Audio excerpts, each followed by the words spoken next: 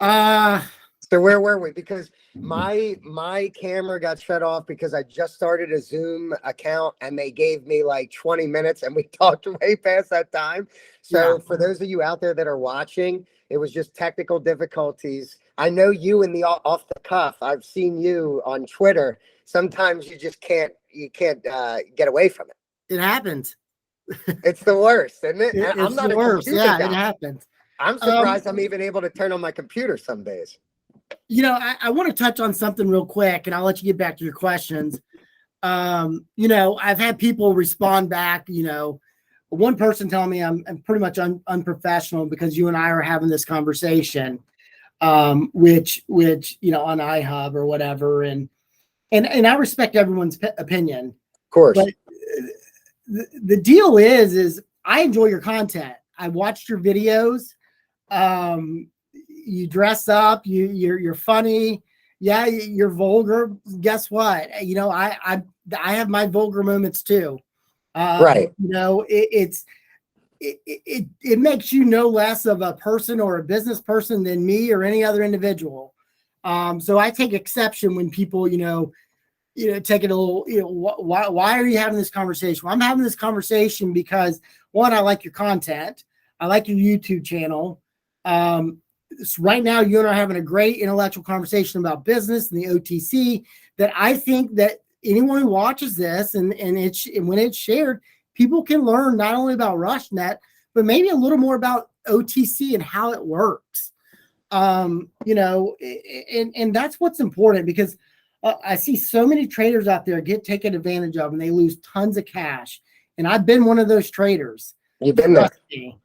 And, it's tough. It's tough. And so if you want to cross somebody that's a no BS that says, hey, buy the stock, but get in and get out, or, the company's not legit, but it's going to run, and then, get in and get out. It's refreshing because a lot of the OTC is like that. Yes. And so anyway, we'll get back to your questions, but I just wanted you to know, I appreciate it. Enjoy your content. I love the gimmicks you do. And it's refreshing to talk to somebody that's true to who they are. I appreciate that. This company is about. That's why I don't mind interviewing you, because some people have asked me the same idea is, why are you interviewing this guy? Are you just trying to pump his company? Do you have shares? Currently, I do not own shares. Currently, I'm talking to you because this is my DD. This is me looking into somebody, which again, that I agree is an underdog story. The sky's the limit. But there are limits, and we got to talk about those limits, and we got to find out what's going to happen in the future. So that's why I'm talking to you, is not only because I respect you, but also because I do see the honesty in you. And I know that you've put your own money up to support this company, your own name.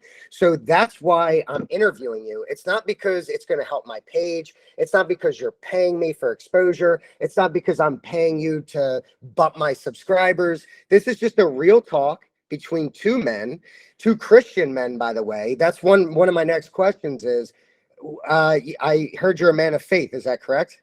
Right. Yes. Yes. And that's a good foundation to stand on, because am I necessarily a diehard Christian?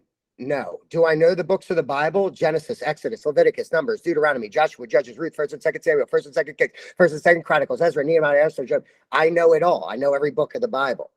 But am I necessarily a born-again Christian? I wouldn't say that.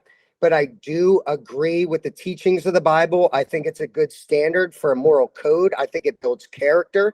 And that's why knowing you're a man of faith sets you on a pedestal higher than somebody that's an atheist and is just out for financial gain. Right. We've taken a lot of heat over our Christian beliefs as a company. Our COO is, we go to the same church.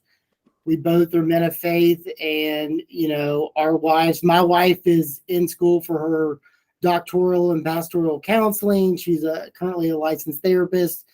I mean, it's a big foundation of us. And so it was several months back, we sat down and it was kind of one of those decisions, how do we want to build Helios DX? And we're like, we want to build it on foundation because that's who we are as people. And so why wouldn't we build our company on a Christian foundation? And that's what we chose to do. We took a lot of heat over it. My wife and I posted up that, I was going on a mission trip back in May to Poland to help the Ukraine refugees. And I did, and I started getting some messages about it. So I'm like, well, I better post up on Twitter about my mission trip, because if not, they're going to question why the CEO's out and all that stuff. So I did. And it turned into, I'm using company funds to go on a mission trip. No, I'm not. I paid for it myself out of my own pocket. The company does tithe a little bit. I think we do $1,250 a month is what we tithe, right? $1,250 a month. In the grand scheme of things, that's a drop in the bucket. Correct. It's not affecting the bottom line. It's not affecting the bottom line. I tithe personally as well, so in terms of, that's just who we are as people, and that being said, there are many Christians out there that are faith people that are, crooks and, and all that, and I'm not one, and that's for you guys to decide. What I'll tell people out there is I think I'm about as genuine as they come. Seems like it. I'm pretty straight shooter. I do admit that there are times when I do get excited about what's going on and I tweet something or I'm premature and I'm like, oh crap, and a lot of that is just, new to the public space, just being excited and passionate about what we're doing, stuff that I'm learning as the leader of the company that to dial back. And I have, faith is and will continue to be a big part of the company as long as it should be. And that's why that's like literally the first thing I look at is who is the person running it.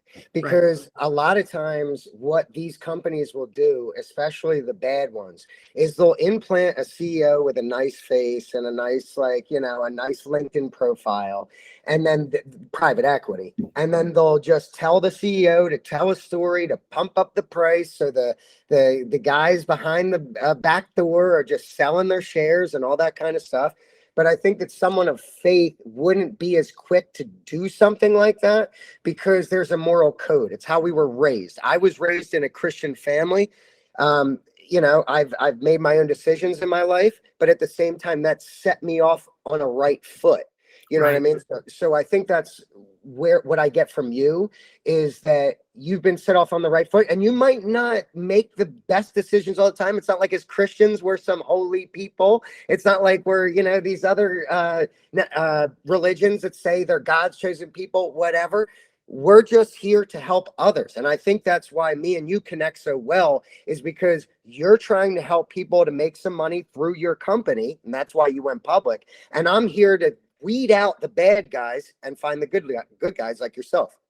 Right. Well, no, I appreciate it. So a couple things. One, obviously I wasn't placed in the position because of my looks, because I'm 5'6", fat, short. And, I'm 5'7", baby. I mean, but you're jacked. I'm not. I'm a little pudgy dude. And the only thing I got going for me is I got a beautiful wife. So nice.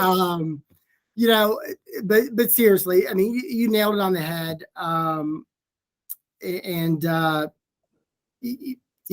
It's important. It's important. That is very important to me. My mom, if she watches this interview, she's gonna go straight to heaven after she watches it. Like, she'll be so excited that I brought that up to you. But I guess one of the final questions that I have for you before I let you go is, listen, there's a lot of disgruntled investors, and I've read through all this stuff. I've watched your off the cuffs.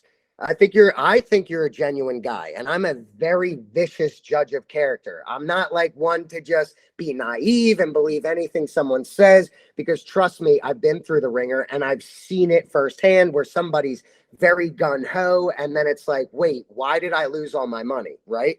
So I guess from an investor standpoint, the people that got bagged in the run in 2021, I personally, not going to lie, I did flip you from like half a penny to a penny, because, you know, that's a good gain for an investor, right? I mean, I'm never gonna, you know, I've stated many times the market needs all traders. You need Correct. option traders, you need flippers, you need day traders, you need swing traders, you need long term. That's what makes the market work, right? Correct. Is you got all these different things in the market. So, because if everyone just bought and sold, you know what the market does? It stagnates. It doesn't do Yes. anything. Yes. You gotta have so flipping the stock. Hey, kudos to you. I think that's fantastic. I When love someone says that. I flipped your stock, I'm like, how much did you make? You know, Yeah. you know, awesome. Well, and that's what I tell everybody too, because as soon as, and you know this being a trader, as soon as you sell a stock and you announce it, you are the Antichrist.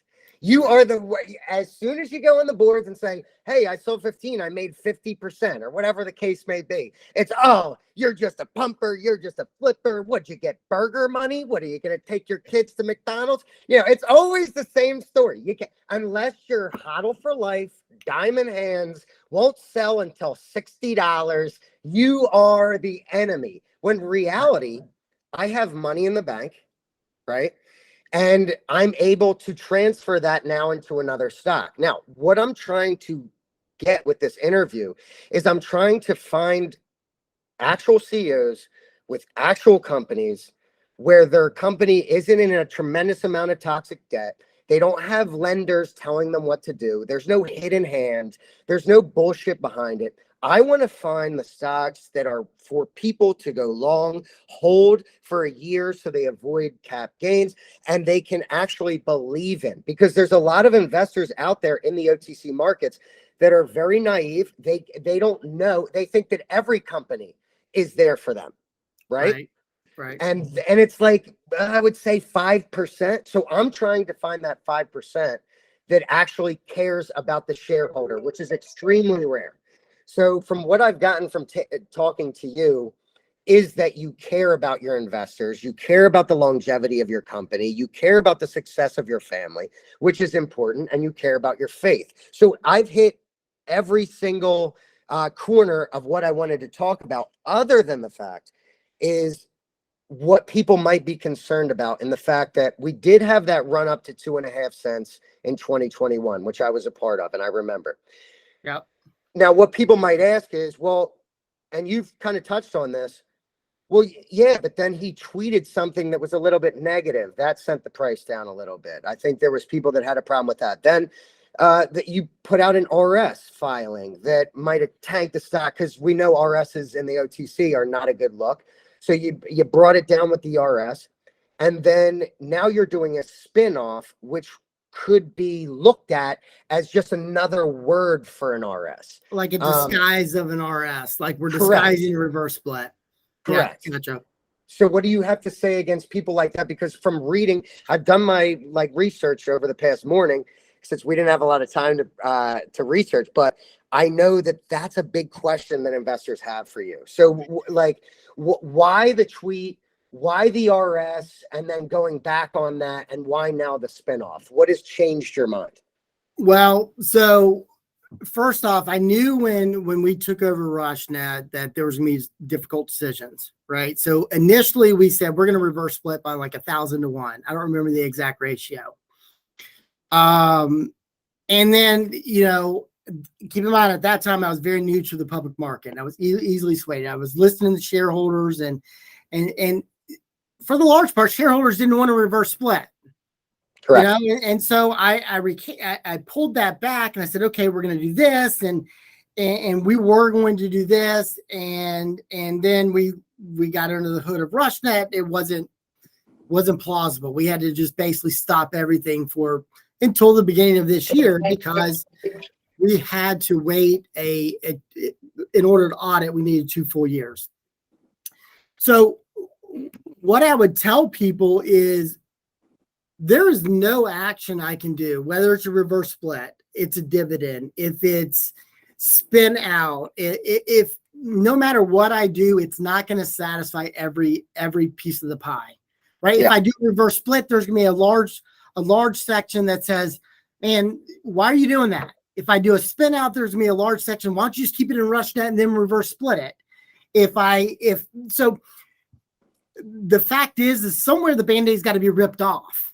Right? Correct. So I feel like by while some people say I'm just disguising a reverse split, okay, well, let's talk through that.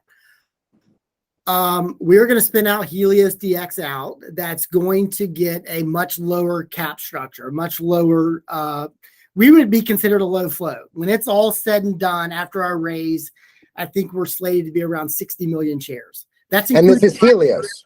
What's that? Helios. This is Helios. Correct. This is Helios. Because you're going to be that includes my shares that are locked away in a preferred.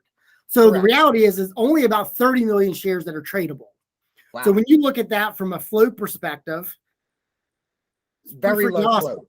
Very low. And without the toxic dilution, which a lot of these guys do, they'll reverse split, keep the AS the same, and then just balloon so they'll reverse split to $1 and then just tank it back down to zero.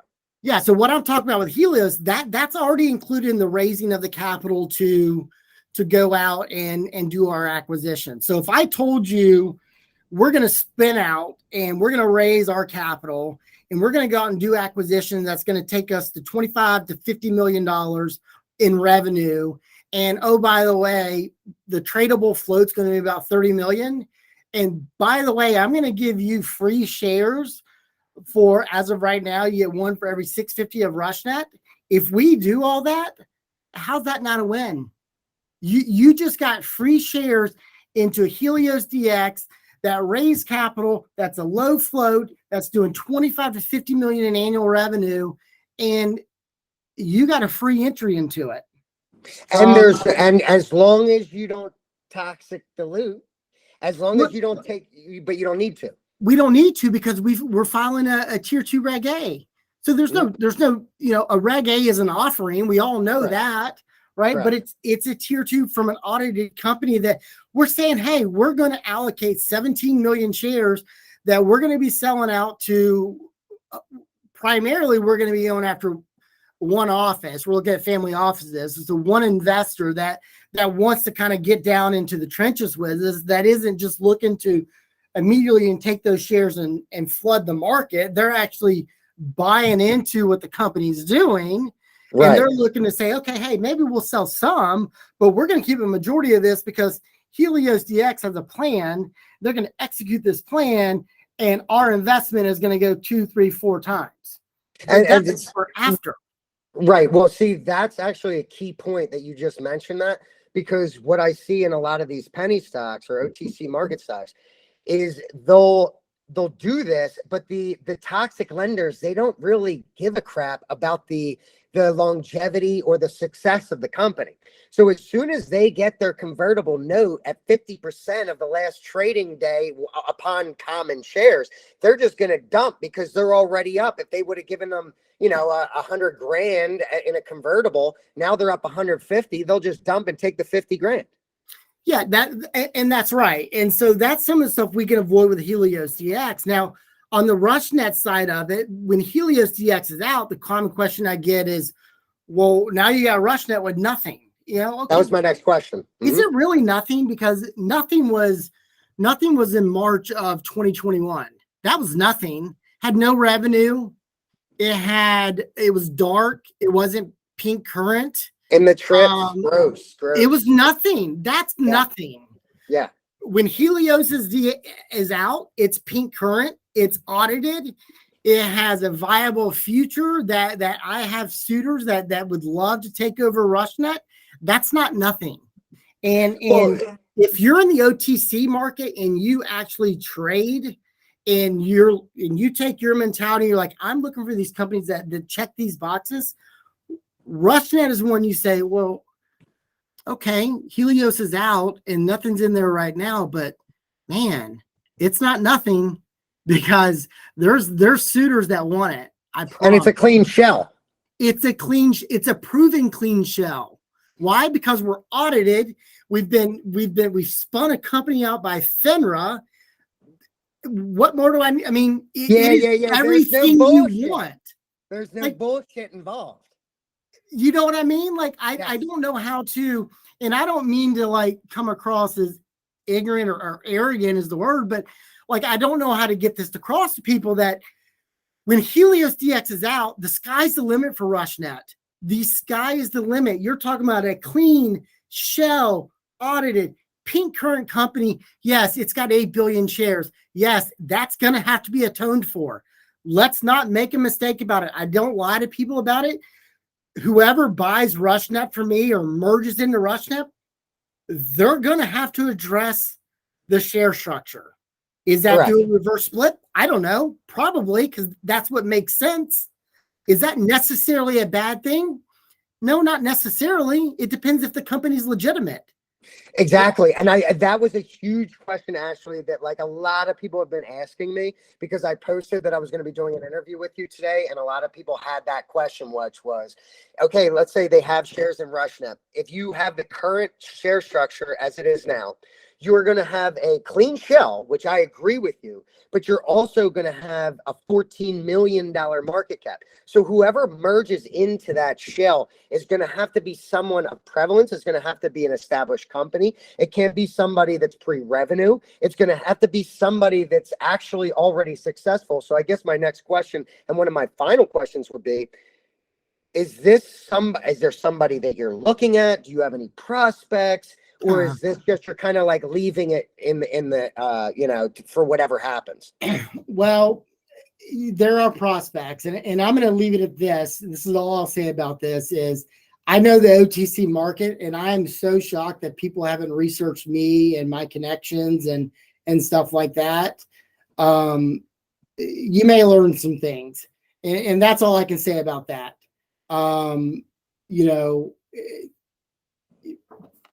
That's all I can say. I know you can't say much. I know you can't say much. And there will be a reputable company coming into this business. I'm not looking for someone with a business plan. RushNet's beyond a business plan now. That was a business plan was 3 years ago. RushNet's a clean shell. It's audited. It's pink. It's not. It's way beyond the business plan. It's ripe for a company to come in that's proven, that has revenue, that has a vision and a plan into the future.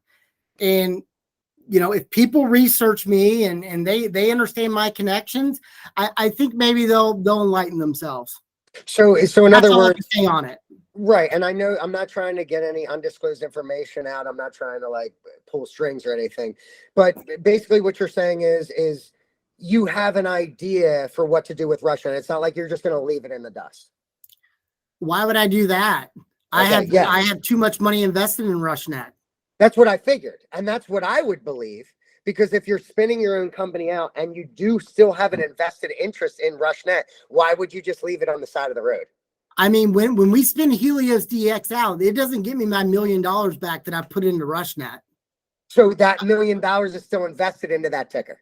I want my money. I deserve my money. That's my point. Yes. So you need to find a good candidate to get your money back. Right.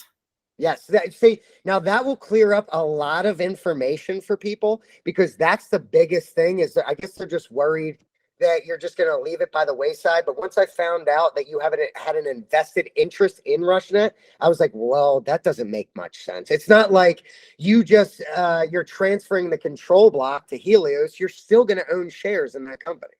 I will, just because I'm stepping down as the CEO of RushNet, I will still own the control block. Yes. Right. That's what I'm saying. Yeah. And I will still own shares and a preferred B. And I will still have $1 million that we put into RushNet that we've cleaned up the last 18 months. All of that I expect to be reimbursed and atoned for. And I'm going to do that by finding the right company to come into the business. Good. That's pretty why much. Would I do that? Well, that makes business sense. Well, that answers the question, because a lot of people are confused. They might not even know what all this takes. Like I said earlier, what entails cleaning out an OTC shell, people don't understand. They don't understand that things take time. They don't understand that FINRA is dealing with thousands and thousands of entries a day, and you're dealing with 60 documents that go back to Colorado, that go back to Nevada. All these stipulations that people don't understand. They think it's cut and dry. They think you just show up, you hand them the paper, and they sign it. It's not that easy. It takes time. Yeah, I wish. I mean, when we took over, so a lot of people don't recognize this, but RushNet is now found on sec.gov, right? Okay. So if you go on sec.gov, you can type in RushNet, it pulls up the ticker, or it pulls up the history of RushNet, which goes into Aurora Precious Metals, all the way back to Stop and Shop and whatever it was. It's been a lot whatever it was, yeah. Right. So, but the point is people don't realize is they're like, oh, you just had to submit a password change to take that over. No, how we didn't. I mean, we had to do filing after filing after filing to prove to the SEC that this has happened, this has happened, this has happened. And oh, by the way, Ashley obtained RushNet legally and is actually the chairman and CEO before they would allow us to take over and take control of the SEC and move it to RushNet. Like, this stuff is not easy. It's a process. Yeah, no, I would imagine that alone should tell people the fact that the SEC recognizes us, recognizes RushNet as the owner of the 22-year-old, history of the company. That's all the validity you really need. That in and of itself is a win. Right. FINRA's just going back and checking all the boxes. The SEC already recognizes us. FINRA's just checking the boxes. And as yourself, who's just a good guy that's trying to bring his private company into the public sector, I'm sure that not only is it tough to deal with the toxic lending, to deal with all the cobwebs, but to deal with the SEC. It's almost like they don't want you to succeed. There's always a ringer to jump through. There's always a ring to jump through. No? There is. We're very cautious. I mean, I have friends that I don't even talk to anymore. I got a text today from a friend saying, "Hey, call me." I said, "Do you want to talk about the stock or the business or this?" He's like, "Yeah, I'm just new. I want to know about this." I'm like, "Sorry, dude, I can't talk to you." I said, and the reason why I can't talk to you is because the SEC is going to be looking at every single thing we do. Oh, they're going to keep you on a tight leash. I am not going to jeopardize my company because you want to ask me something that's not legit. And so, yeah, we take that stuff very seriously with the SEC and FINRA. And that's why when people like, they hashtag the SEC or FINRA, and I'm like, do it all day long, man, because I have nothing to hide. SEC can knock on my door tomorrow and they will not find a single share sold by RushNet in my name, my wife's name, my kid's name, my mother. Like, it doesn't exist. And the reason why it doesn't exist is because I'm not that guy. Well, and that's honestly, those are the guys that I'm trying to find in this sector, is people that are honest, because there's a lot of people that have to look over their back, that drive down the street seeing who's around them, because a lot of guys and a lot of CEOs in the OTC are scumbags. They're scumbags. All they care about is financial gain. They will rape the retail investor. They will pump and dump their stock at any need. They'll get arrested if they have to, but a lot of them have interconnections probably with the SEC. I don't want to get into that. But at the same time, that you are exactly who I'm looking for. Somebody that has a moral character, somebody that cares about the shareholders, somebody that cares about their business and the success of it, somebody that's not just a mouthpiece and a plant and a good face to get the private equity out of their shares. So, I think this has been a good conversation. I guess my last question would be, is there anything you do differently over the past 2 years, seeing what's happened, seeing what you've had to deal with shareholders being angry and impatient? Is there any way you would have gone about it differently? I think I'm always going to be off the hip. I'm always going to be vocal. I wouldn't change that about me or anything along those lines. I think, I had a now famous banter back and forth with Timothy Sykes that, I heard about this. it turned into an ego thing, his ego versus my ego. And yeah. and Screw I that don't guy, by the way. regret Screw anything him. I said. But the reality is I wish I could take that back. It served, it didn't serve any purpose except my own ego and his ego. So, but there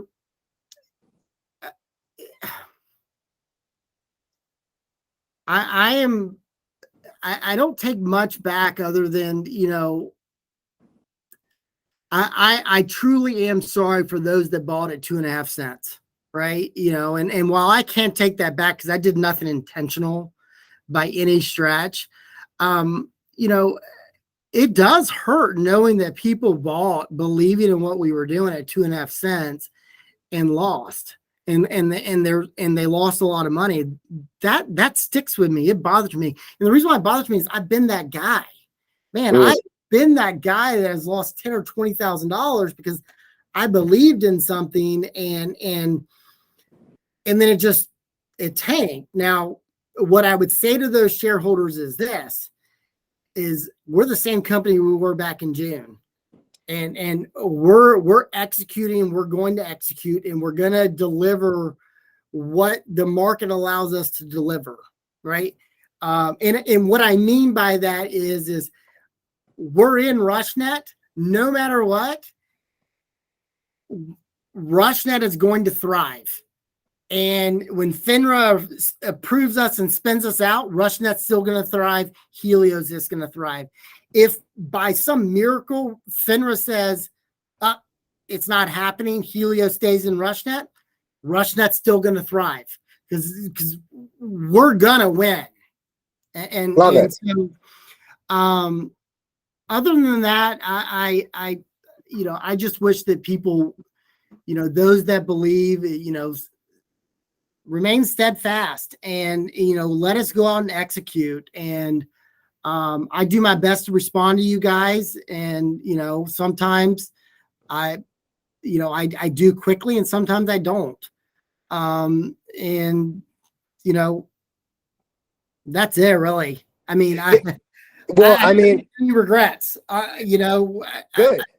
I try to stay true to who I am, which is what draws me to you and us having this conversation. Yes. It's hard to be apologetic for being you. 100%. I love the fact that you said that because trust me, I mean, I don't have 4,000 followers on StockTwits. I don't have a company that I'm running 24/7 with my own money invested, $1 million. I got this and that going on. I got the shareholders over here complaining. I got my constituents over here complaining. I don't have that headache. All I have is a couple people on iHub saying I'm a prankster, saying that I'm a liar, saying that I'm an asshole. And at the same time, it's like I got to deal with that from day to day, and I feel like I can't even control it. I couldn't imagine being a CEO of a company who really cares about his shareholders, who's a man of faith that cares about the people around him, just getting berated. So I don't what would be the word? Whatever it is. You don't envy my position. I don't envy your position, but I also don't blame you. Blame. I also don't blame you for getting into an argument with Timothy Sykes, who has a huge following, who's trying to, because I see it all the time and it's hard to avoid that. But as a Christian, we got to turn the other cheek, right? So we've learned that. It was all about me and it shouldn't have been. Exactly. It wasn't even about the company at that point. It became about me, and that therein lies a problem. And it's pride, right? And so I take that back. Yes, and sometimes it's good to have pride, and in situations like that, it's not good to have pride. I see that you have pride in your own company, but that's where we should leave it, huh? That's it. I love it. I think this was a great conversation. I think people learned a lot. I think I'm glad that you took notice to my YouTube page because I just started a couple months ago. Yeah. So, I was really excited to talk to you today. Let's do this in the future. Let's see Yeah, where it we'll goes do it from again. Stay true to stay true to who you are, man. No matter what people say, it's you.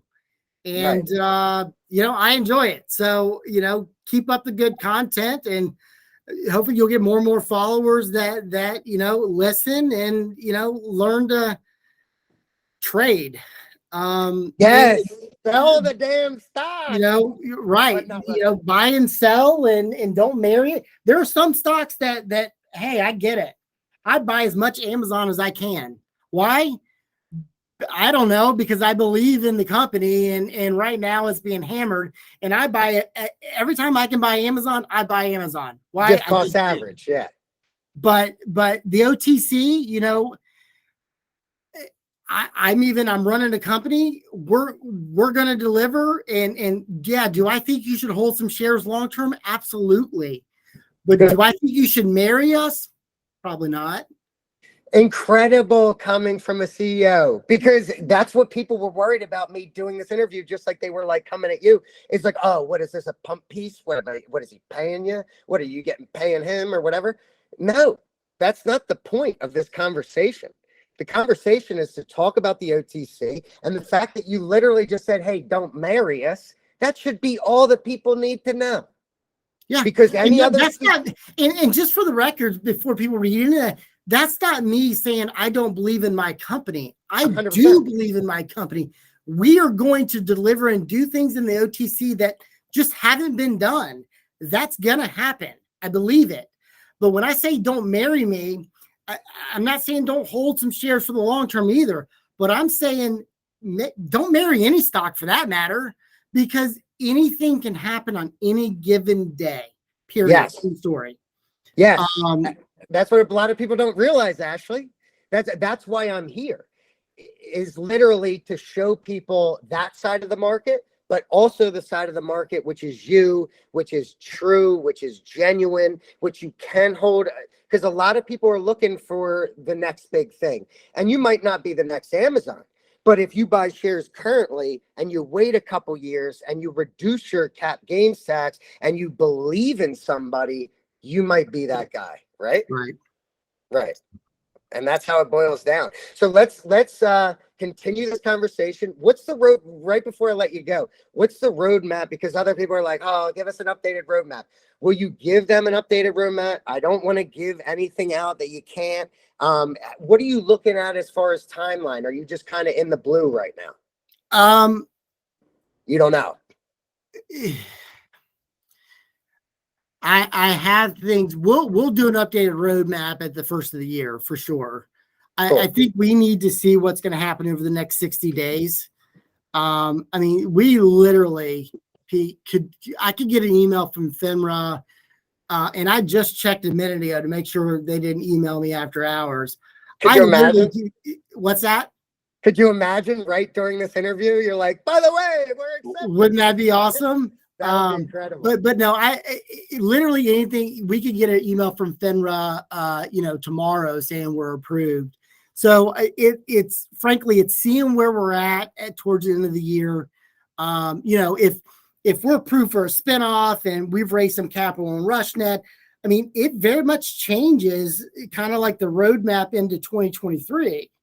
But if we're still, working through something with FINRA, well, that impacts the roadmap as well. So it's a little premature. I do believe by the first of the year we're spun out. And I do believe, can I guarantee it? No, I'm not FINRA. Right.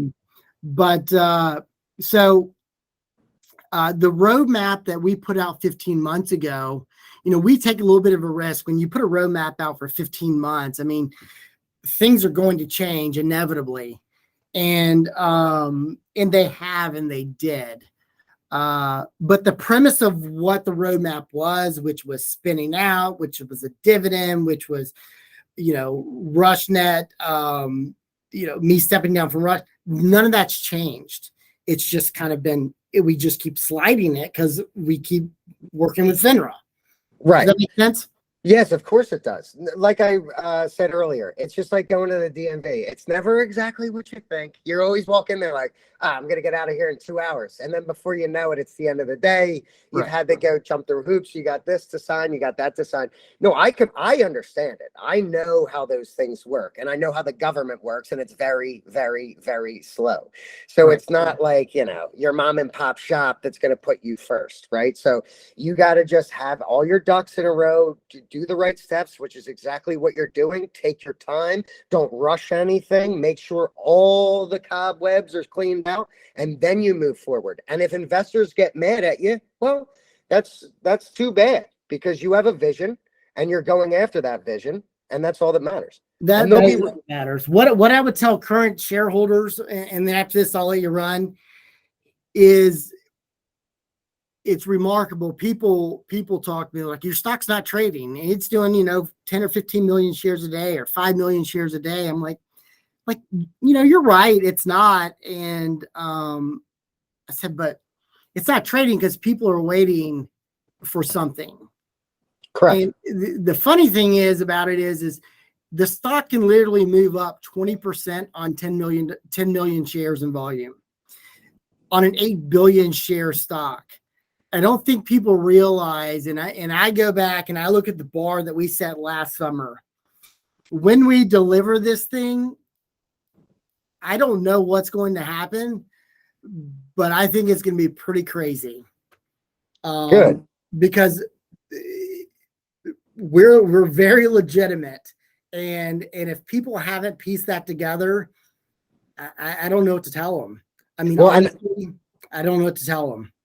And honestly, I've noticed that because I've been following you for a little bit. I don't know the ins and outs of everything, but I follow you for long enough to know with your off the cuffs and things like that, and that your willingness to do this interview and answer tough questions, which these were. I mean, I'm sure, and I didn't send you the questions ahead of time. I didn't have you prepared. This is as off the cuff, as you would say, as it comes, right?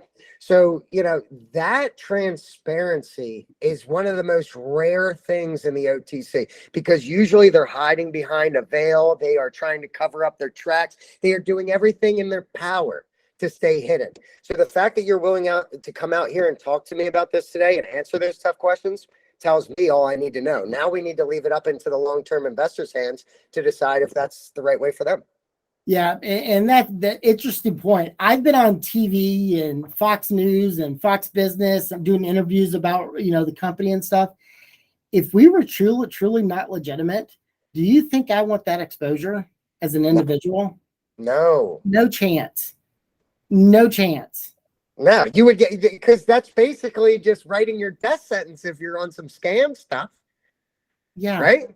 Yeah, it's all on video. You can't do that. You got to do it through a financial statement, through a convertible note that's embedded, right? Yeah, I mean, so I'm excited to the future. I'm glad you and I spoke. I love having, I tell people on off the cuff, being able to sit down with somebody like you're drinking a beer and just having a conversation. That's what it's about. Yes. We can talk business. We can, just connect. And so I hope people have learned from this, and I hope people, watch you more. And I hope people, learned a little bit more about Helios DX and RushNet. And, let's do it again. I mean, This was good. This was great. Yeah, let's do it. Let's maybe do it at the beginning of the year. Once another material event has come out, let's resurface and we'll do another interview. Yeah. So before I go, I'm going to check my email and see if I got anything. And just so I give you that opportunity. Could you imagine?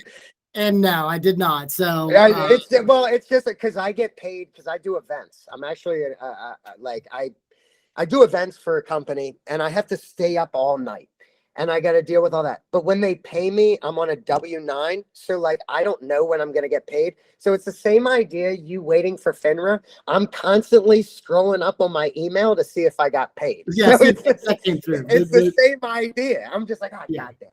God damn it. It takes time. It takes time. And people need to realize that. And the fact that you even brought that up right there shows me that you care because you want to announce it. I already have the created.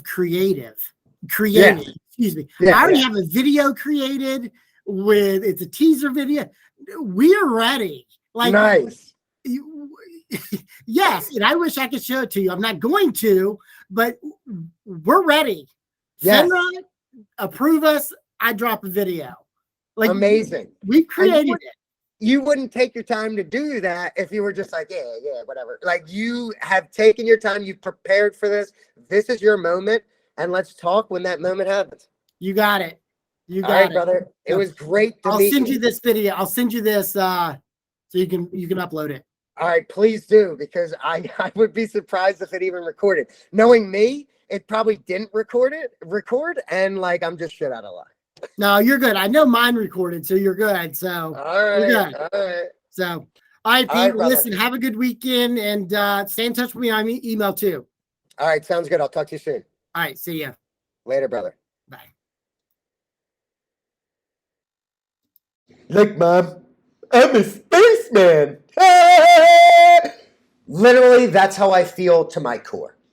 I don't feel right. I don't feel secure. I don't feel correct. My whole body is going into, my brain is flooding into my chest cavity.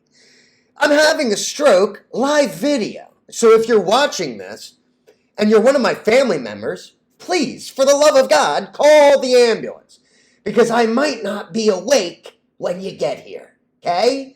I have been awake for 3 days.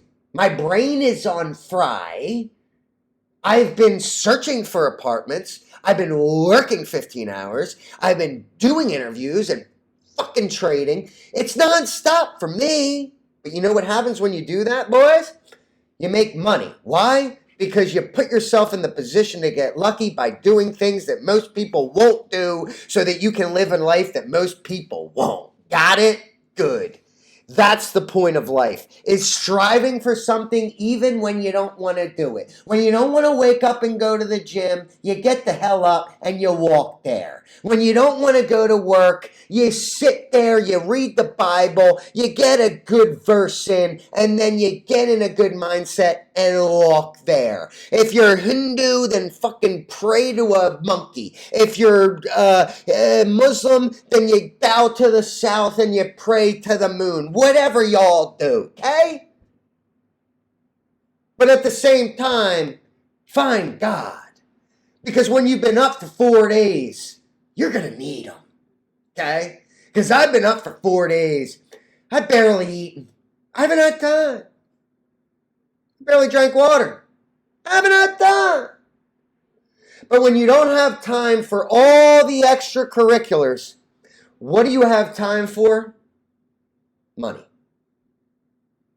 Money. And that's all I've been focused on, boys. And what has happened? I went from 2,500 hours liquid, eating chicken bones and sucking on rice, to now moving into a much nicer place with a goddamn pool, jacuzzi, fire pits, grills, all outside my patio door in a matter of days. They kicked me out for not wearing a mask. What did I say? So be. I'll find a better place. And everybody said, wouldn't it have just been easier? Wouldn't it have just been easier to just buckle down, put your mask on, and put your head down, and just bow to the rules? Nah, that's not how Peter Penny does it. Nah, that's not how we're doing it over here. How we do it over here is we stand for something.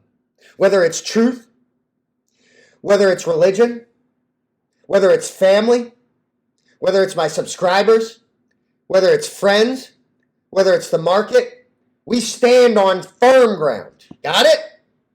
We don't play games. I ain't bowing down to shit. I don't give a fuck if you leave me on the goddamn streets with my neck slit and my wig pulled off. It don't matter. I'm still gonna breathe. And as long as I'm breathing, I'm surviving. And that's why with 2,500 bucks down to my last dollar, had to sell my Maserati, was getting kicked out of my place, didn't have any work on the horizon. Now I'm about 22K liquid with money coming in from work, with money in the market. That's how you play the game, boys. That's how you take the reins and you don't let life handle you. Because it will if you let it. So you gotta grab it choke slam it, and say, no,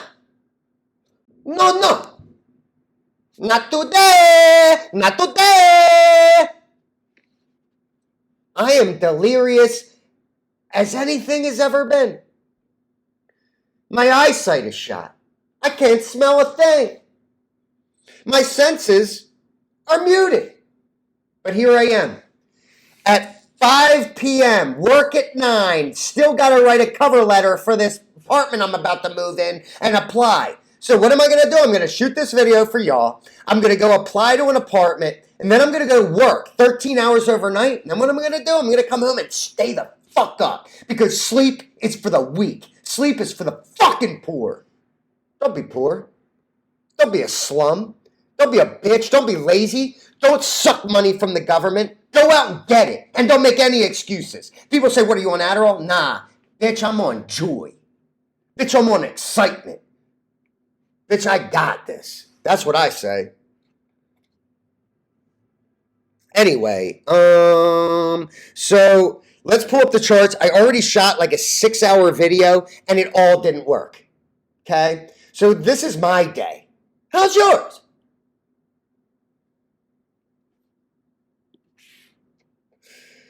This is what I go through for y'all. I don't have to do this. You know what I mean? I don't have to do all this. You know what I mean? Like CNGT. Let's get right into it because I don't got a lot of time. I don't got a lot of time to waste. CNGT, baby. Let's see it. This is one of my top 3 picks. How'd it do? Oh, shit. 33.33%. I like it. I like that a lot. A lot.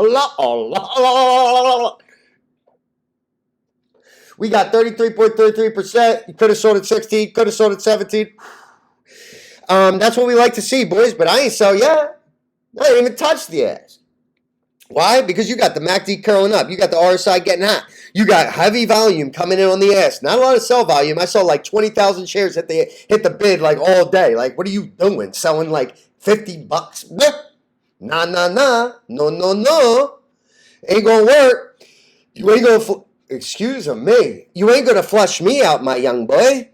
This is what we got going on. We got 2-1 coming up tomorrow. Watch, listen, and learn. Got it? Get it? Okay, good. I am insane right now. I'm sweating. My feet smell so bad you could smell it from fucking East Jabik, okay? I haven't showered in days. I don't even know who I am anymore. So that's CNGT. We got that. Let's go right into XCPL. This was my big hitter of the day. I told you yesterday, or I told you on my top 3 pick video, that you got to get in the mid-5s. Do not chase. Let it come to you. What did I do? I did exactly what I said it to do, and that's to let it come to you. XCPL, where it at? What it do? What it is? Here he is. I'm going to puke everywhere. This is a perfect setup, perfect lineup. Where am I here? Okay, see, I'm a little big. If I would have went through this whole video and I was that big, I would have had a short. No, not that. Let's get into the real deal. If this takes any longer, I'm going to piss my pants. Bro, I am so sick of reshooting videos. Here it is. Okay, this better work. If it doesn't, I'm done. Bing, bop, right here. Bing, bop. Bing, bop. No.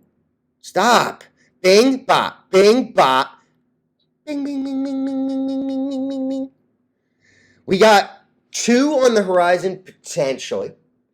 I'm probably going to scale gains at like 8-6. Not sure yet.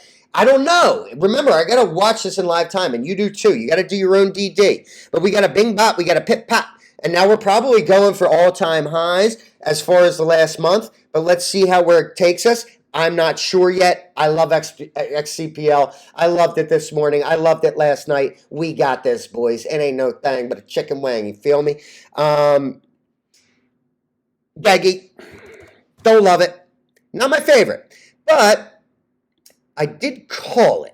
So let's see where it hangs in. Remember, we got a full week to go with these bad boys, with these calls. And I am 3-0. And as far as CNGT and XCPL, I'm 5 for 5. So let's see if Geggy hits it. Geggy, What's it doing here, folks? We got a ride line underneath. You watch that horizontal line. You're seeing it pretty much right where the price is. Let's see if it can resurrect. I think it does need news. I think it needs something to get it going. But right now, I don't know. I'm at my 10% loss. I'm right on the verge of selling. But let's see how the bid support is good, but the ask is heavy. I just don't understand it. Because there can't be a lot of people at a gain. Are they diluting? If they're diluting, it's not vicious.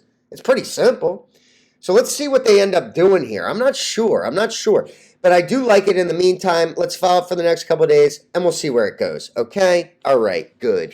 Moan, man, I gotta move. Moan, piece of shit, dilutive as hell. Don't touch it, in my opinion. Filled the gap, thought it would run, didn't. Why? Because they have $450 million in dilutive shares, and they are just tanking it. They are just smashing it. They are just raping it. That's all you need to know. My boy hit me up last night on the comments. He told me all I needed to know. And I said, thank you, sir. I will pass on that, boy. He said, buy in mid-twos. I said, maybe, but I'm not even sure about that. Probably a good price here, though. Probably. But I ain't going to play games. I ain't going to try. Yeah, by the way, you can tell that I haven't slept in 3 days.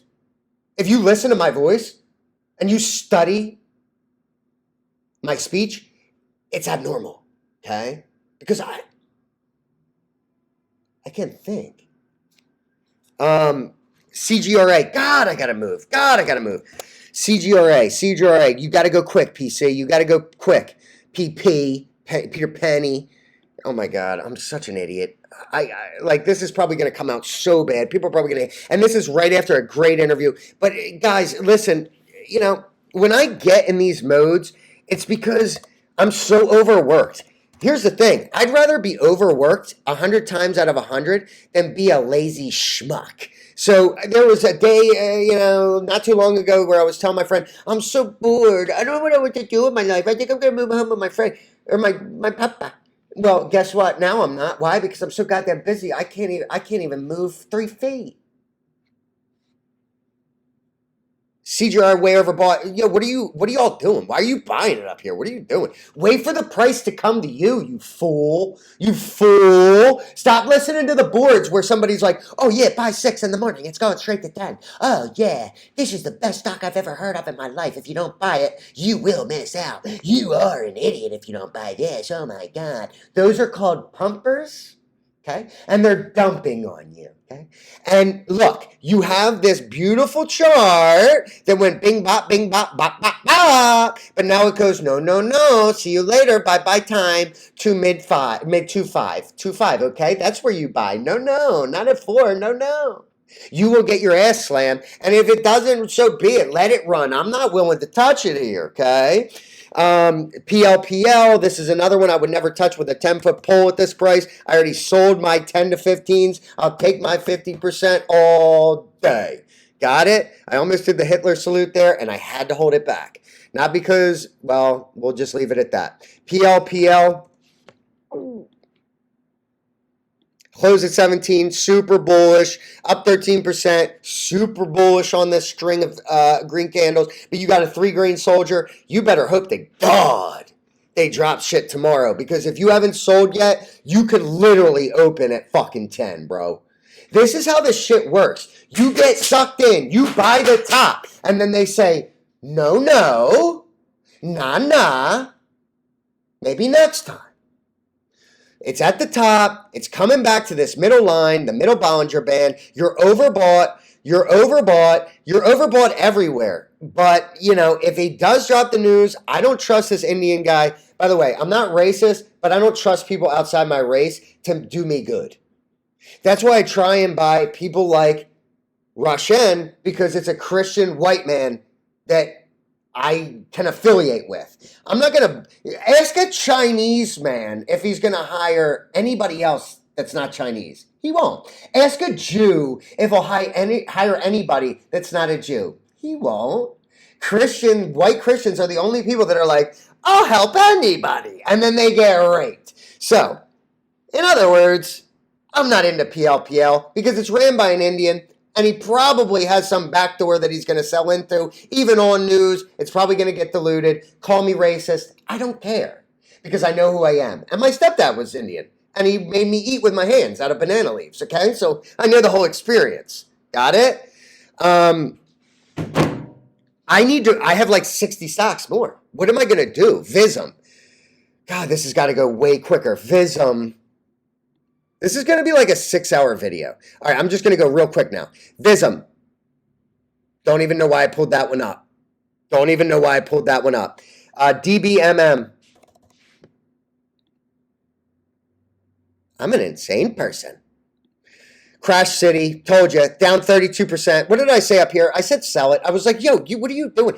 I was like, this is way too high. Why would you ever buy it up here? And people were like, oh, nah, this is the next thing since sliced bread. Oh, yeah, this is the best. Oh, yeah. Okay, now tank time. Okay, now tank time, back to 0.006, and these bulls were picking up 25 cents. Okay, so you're buying at the top.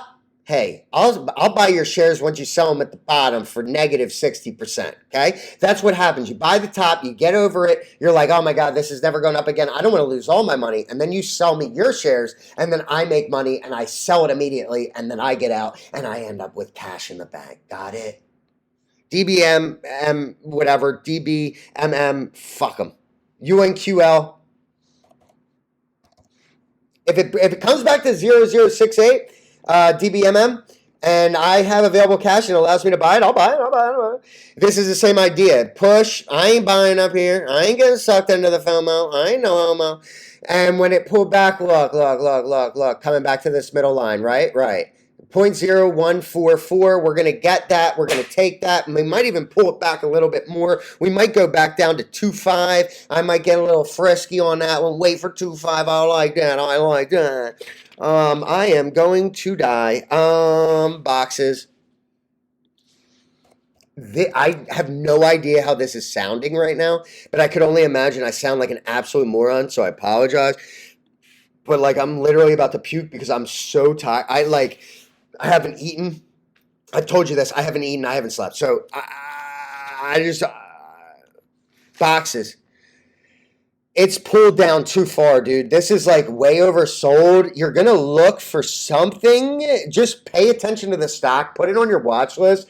Make sure that you're like keeping this under wraps. Like put an alert for 0.004. Put an alert for 0.006. Make sure you know your levels of resistance. You have a huge gap in between like 0.078 and... put this on your watch list, and it's very thin. This might be something that runs in the near future, so just be aware. It could be something good.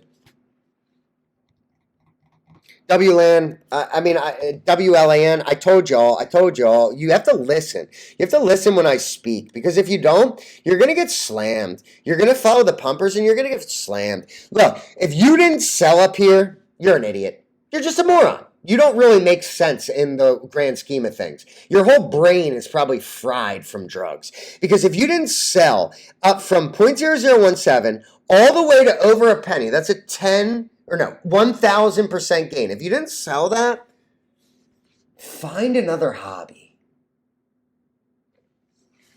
Because it's coming back to 0.004, which is only 100% when you could have had 1,000, okay?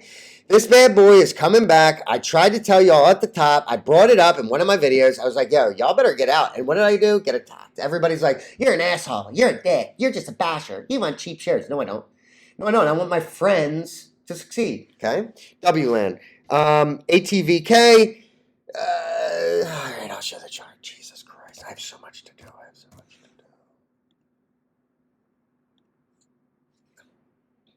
Fuck ATVK, not looking great. I mean, it's okay. It was down like 40% on the day somehow. I think that's because it closed high. It's very low volume. So you have a big bid and ask spread. So you probably got someone painted up the top to send it 40%. And then you had someone paint the bottom to send it down 40% the next day. So, it's not my cup of tea. Not necessarily the stock that I want to buy. But keep your eyes on it. Again, add all this shit to your watch list and make sure you pay attention, because it does mean something, because you want to see what the market's giving you. You don't want to just put all your eggs in one basket and think, okay, well, this is going to be, I'm just going to focus on this stock. I'm just going to focus on, that's blinders. That's blinders. You got to keep your head on a swivel, boys. Okay? You got to keep your head on a swivel. You got to think about this shit all day, every day. You cannot be playing games. Fours also coming down. Haven't bought it yet. Been watching it. Been eyeing it. Thinking it's probably going to run. Hasn't done anything yet.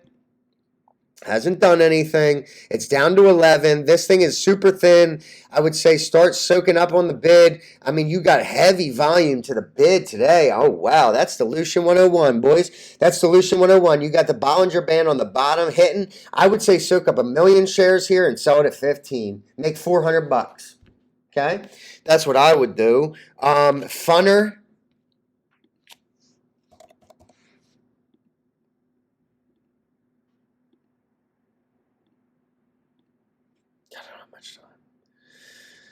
You're flagging like a mug. This looks like Russian, very similar, super flag, over consolidated. You got the push up to the middle, Bollinger Band. You break above that, you might be on a run. Pay attention to the merger news. That's what's expected. Don't know if it's going to happen. Probably won't. But if it does, and you get a break above 2 on volume, you better buy that shit because it's a very thin stock and it could run hard. BMXI, fuck them. Not even going to do them. Torvef, love the stock. Not going to pull up the chart. Don't have enough time. Love Zardwig, the guy who commented on my page, subscribed to everything, shared it. That guy is good. He's one of the good guys. Pay attention to the boards. Know your bad guys. Know your good guys. I won't name the bad guys because I'll probably get sued for defamation, but I will name the good guys. Dino Greaves, he's kind of an old head, whatever. He's somebody that I got into like a little bit of an argument last night, but I do enjoy the guy. He's a good guy. It's fine. Zardwig, good guy. And he's all in on Torvef. Not all in, but, you know, he's all in emotionally. So let's see what they do there. Imp. I feel like I'm wasted. That's how tired and I have to stay up all night tonight. You look at me now and you're like, wow, that guy's like a retard. Well, imagine at 4 a.m. tomorrow when I'm still awake, overseeing giant builds of tents and subfloors with like forklifts and fucking scissor lifts and boom lifts, and I'm just like, yeah, that's fine. Yeah, just put that there. That's fine. People are gonna die, dude. People are gonna die. Imp, ready to go. I told you. I'm really not usually wrong.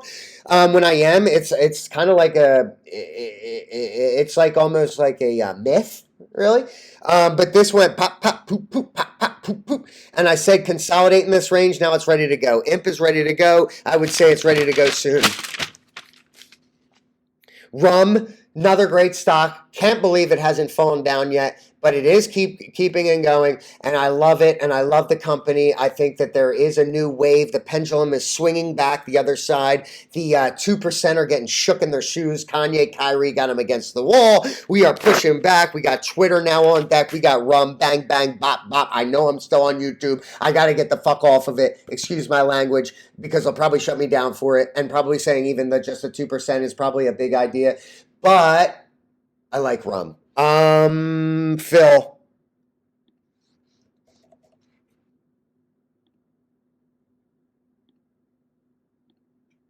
This is so long, dude. This is so long. I probably have to do this again.